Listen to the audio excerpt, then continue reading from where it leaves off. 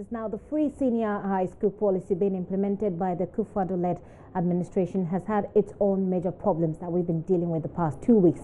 Even though many, including the minority in parliament, have agreed that it is a novelty and a crucial social intervention attempt, it was indeed a campaign promise. Now, ahead of the German elections on the 24th of this month, let's engage Thomas Sparrow, political correspondent with our partner DW, about the educational proposals that are being highlighted in their own campaigns so far. A bit of comparing notes here. Thomas, it's good to have you. At what level is education free in Germany? State school education is free in Germany. German authorities have to guarantee that every child in Germany has a place in school, can go to school.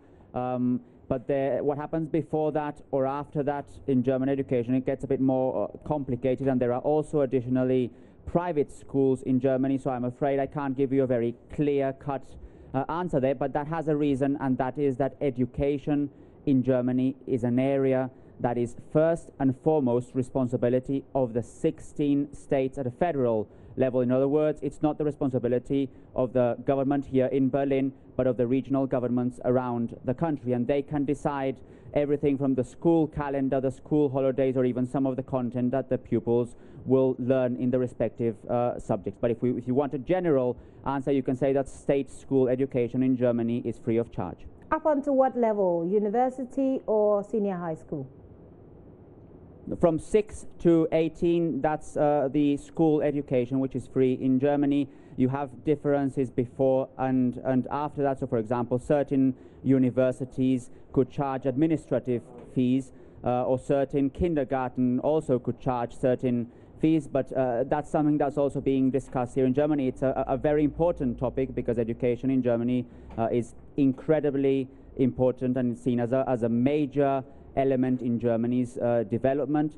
But you can say that between 6 and 18, the state guarantees that every child can go to school without having to pay any fees. Well, ahead of the elections, I can envisage that the political parties or the candidates have been talking about education. What sort of proposals or policy proposals on education are they tabling? Well, indeed, it's a big topic. It's probably not as big a topic as in regional elections here in Germany because, as I said, education falls into the realm of regional administrations, but it has certainly been an issue that the main candidates have been dealing with and presenting. In particular, for example, Social Democrat candidate Martin Schulz has education as one of his pillars of the campaign. His campaign is based on that slogan of social justice, more social justice. So he has obviously presented a series of proposals there, and in fact yesterday in a town hall meeting he was asked by a school group all sorts of questions about education. There are different policies depending on the party in Germany, but you could say that there are certain areas that all parties are trying to address. One of those areas is that many people here in Germany agree that the school infrastructure has serious problems, that schools need desperately more investment. So there are different proposals there as to what should be done to improve the way schools are built, to repair the schools that are not necessarily in good condition. The same applies to increasing the number of teachers. A second area refers to the level of agreement or the level of work that can be done at a federal level and at a regional level. In other words, what type of cooperation can be done between the federal authorities and the regional authorities. A third level which parties are trying to address is the issue of digital education, one that Germany believes is important looking towards the future. Digital education, well, we're still looking at how we can make it free, and that's comprehensively, I must speak. But based on what you've seen ahead, with the elections coming in and with all of these proposals, would you say that the proposals that are coming up actually resonate with the people of Germany?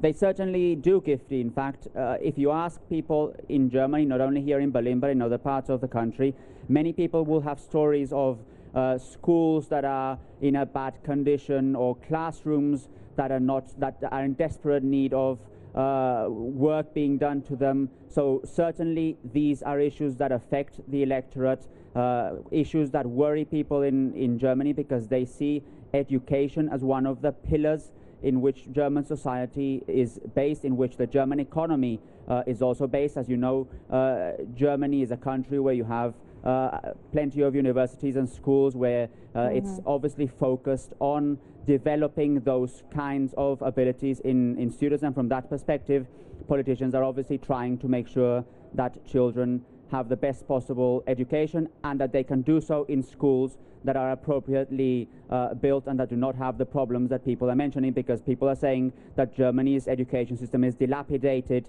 that there's a chronic shortfall in funding. Those are just elements that you can hear in many parts of the country, and that's something that politicians are obviously trying to address.